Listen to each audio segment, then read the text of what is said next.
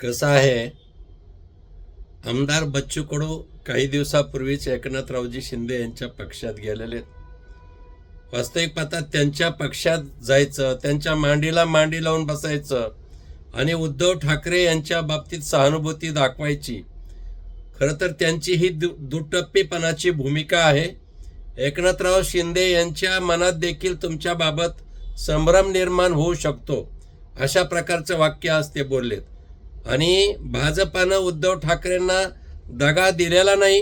2019च्या निवडणुकीमध्ये राज्यातील जनतेनं जनादेश महायुतीला दिला होता.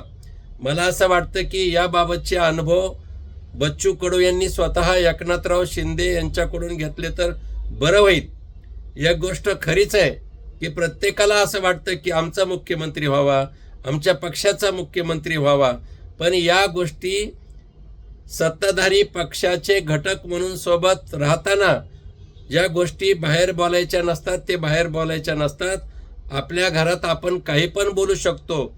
आम्ही पण बच्चू कडू साहेब असं म्हणू शकतो की 2029 नंतर देखील महाराष्ट्राच्या प्रगतीसाठी आमचे नेते देवाभाऊ यांचंच नेतृत्व महाराष्ट्राला अपेक्षित आहे. पण आम्ही जाहीर वाक्य कधीच बोलत नाहीत. महायुती आहे, थोडं सबरूनी घ्या, हेच आमचं तुम्हाला सांगणं आहे.